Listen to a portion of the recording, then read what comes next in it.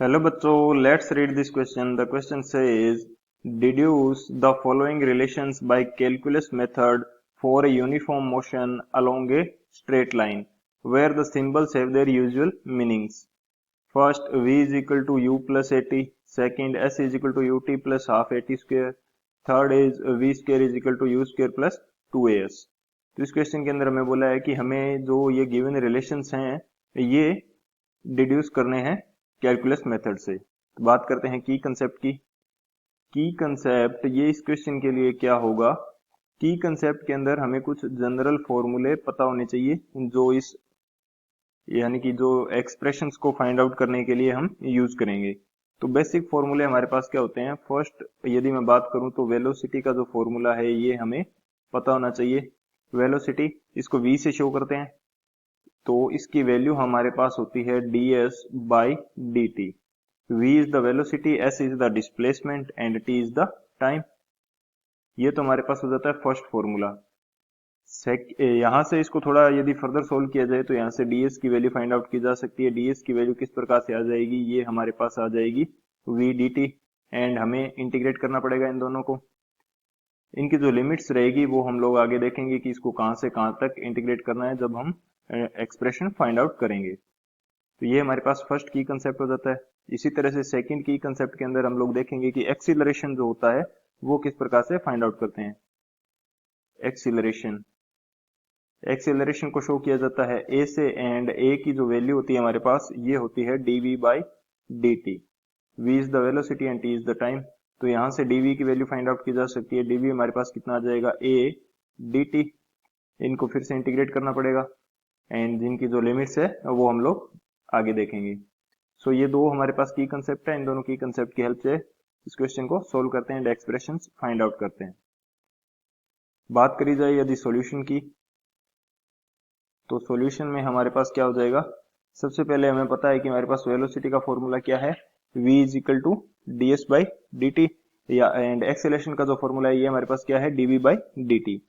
So acceleration का formula सबसे पहले यूज करते हैं. एक्सेलरेशन हमारे पास क्या होता है, a which is equal to dv by D T, and यहां से dv की वैल्यू फाइंड आउट की जा सकती है. dv की वैल्यू हमारे पास क्या होगी, a dot D T, and हमें इनका करना पड़ेगा इंटीग्रेशन.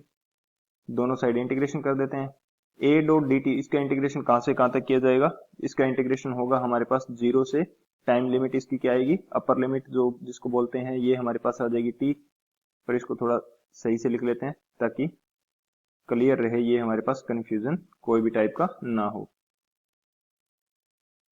तो मैं इसको सही कर देता हूं.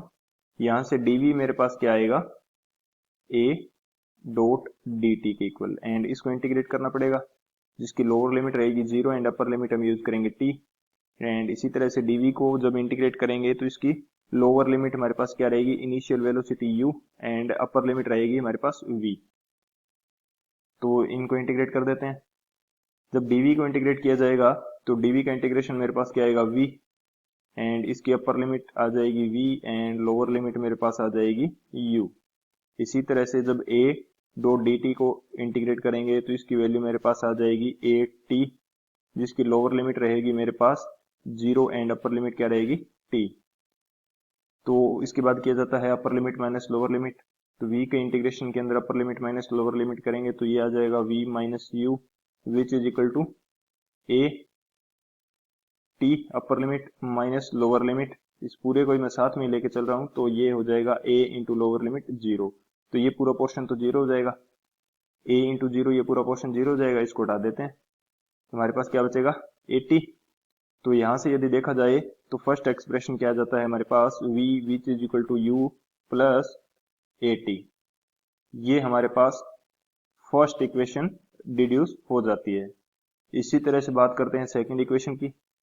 सेकंड इक्वेशन के लिए हम लोग क्या यूज करते हैं, हमारे पास एक वेलोसिटी का फॉर्मूला होता है, हमने डिस्कस किया था वेलोसिटी का formula, v which is equal to ds by D T.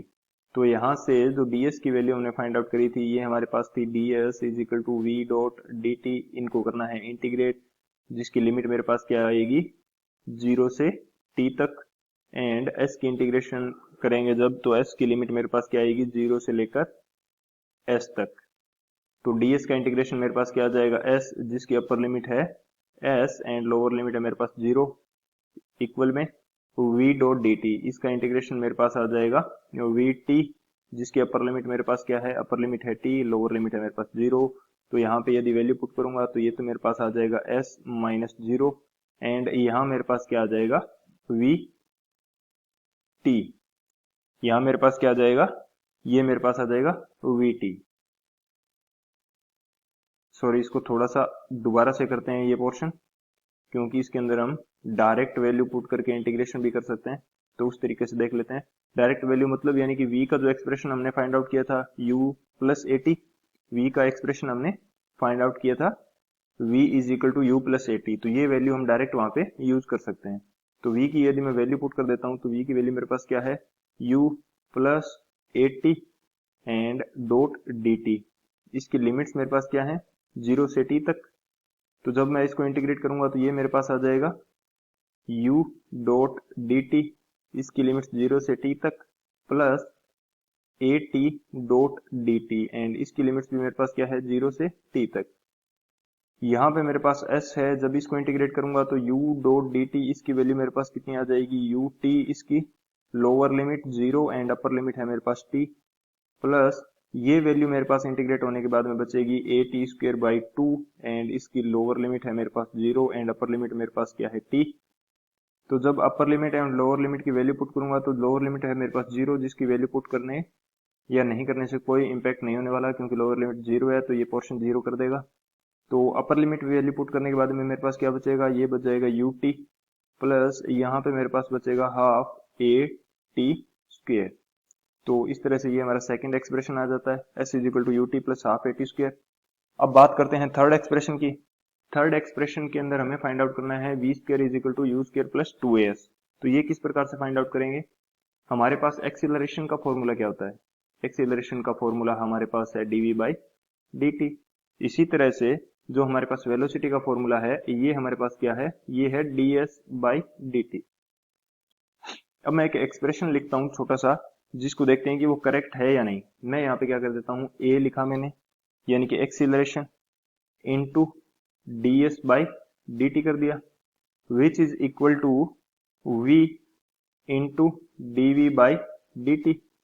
क्या ये दोनों एक दूसरे के इक्वल है, a acceleration ds by dt मेरे पास क्या होगा, a into ds by dt मेरे पास वेलोसिटी होती है, which is equal to v into D V by D T मेरे पास क्या होता है, एक्सीलरेशन। तो ये दोनों मैग्नीट्यूड के फॉर्म में एक दूसरे के इक्वल है, तो यानी कि मैं ये एक्सप्रेशन यूज कर सकता हूँ। तो इस नीचे वाले को रफ कर देते हैं एंड इस एक्सप्रेशन से हम आगे वैल्यू फाइंड आउट करते हैं। इस एक्सप्रेशन से जब वैल्यू फाइंड आउट करेंगे तो यहां से dt से dt कैंसिल हो जाएगा, यहां मेरे पास क्या बचेगा, यहां मेरे पास बच जाएगा a डॉट ds एंड यहां मेरे पास बचेगा v डॉट dv। ये पोर्शन मेरे पास बच जाता है, तो मैं इसको इंटीग्रेट कर देता हूं। इसको इंटीग्रेट करेंगे, इसकी वैल्यू क्या आएगी 0 से, सॉरी इसकी लिमिट क्या आएगी 0 से s एंड इसकी लिमिट क्या आएगी u से v तक, इसकी लिमिट क्या आ जाएगी u से v तक।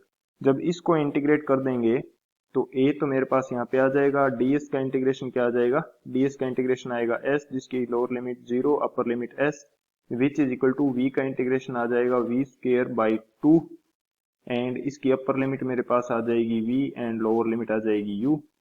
तो ये वैल्यू तो मेरे पास आ जाएगी अपर लिमिट पुट करने के बाद में as which is equal to 1/2 मैं कॉमन ले लेता हूं एंड इसके अंदर upper limit v square minus lower limit u square, तो ये 2 दूसरी साइड चला जाएगा, तो ये वैल्यू मेरे पास क्या आ जाएगी 2as which is equal to v square minus u square. तो यहां से जो v स्क्र की वैल्यू है ये कितनी आ जाएगी u स्क्र प्लस 2as के इक्वल। सो इस तरह से ये हमारा तीसरा एक्सप्रेशन भी हमारे पास फाइंड कर लेते हैं हम लोग। सो ये हमारे तीनों एक्सप्रेशन हो जाएंगे। So this is the final answer. I hope you understood it well. Best of luck. Thank you.